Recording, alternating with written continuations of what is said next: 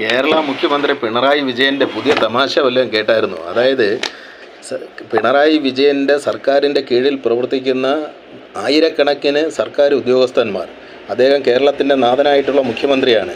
അദ്ദേഹത്തിൻ്റെ കീഴിൽ പ്രവർത്തിക്കുന്ന സെക്രട്ടേറിയറ്റ് സ്റ്റാഫ് മുതൽ കീഴോട്ടുള്ള സർക്കാർ ഉദ്യോഗസ്ഥന്മാർ അദ്ദേഹത്തിൻ്റെ കൺമുമ്പിലിരുന്ന്, അദ്ദേഹത്തിൻ്റെ മൂക്കിൻ്റെ തുമ്പത്തിരുന്നു കൊണ്ട് അഴിമതി കാണിച്ചിരിക്കുകയാണ്. ആ അഴിമതി എന്ന് പറയുന്നത് സാധാരണക്കാരായിട്ടുള്ള പാവപ്പെട്ട ജനങ്ങൾക്ക് കിട്ടാനുള്ള ക്ഷേമ പെൻഷനുകളെ സർക്കാർ ഉദ്യോഗസ്ഥന്മാർ അനർഹമായിട്ട് തട്ടിയെടുത്തു, അല്ലെങ്കിൽ കള്ളം കാണിച്ച് വ്യാജരേഖകളുണ്ടാക്കി തട്ടിയെടുത്തു എന്നുള്ളതാണ് കേസ്. അപ്പോൾ ഇന്ന് പിണറായി വിജയൻ പറഞ്ഞിരിക്കുന്ന തമാശ, ഈ ഉദ്യോഗസ്ഥന്മാരെ ഞാൻ വെറുതെ വിടില്ല എന്നാണ്. എന്നിട്ട് പത്രത്തിൽ അതിൻ്റെ അടുത്ത റിപ്പോർട്ടായിട്ട് ക്രിമിനൽ കുറ്റം ചുമത്തത്തില്ല, വ്യാജരേഖ ചമച്ചതിന് കുറ്റം ചുമത്തത്തില്ല. പിന്നെ മറ്റുള്ള രീതിയിൽ കേസെടുത്തിട്ട് എന്താ കാര്യം? പൈസ തിരിച്ചടച്ചു കഴിഞ്ഞാൽ തീരാവുന്ന പെറ്റി കേസ് എടുത്തിട്ട് ജനങ്ങളെ പറ്റിക്കുന്നതിന് വേണ്ടി ഇങ്ങനെ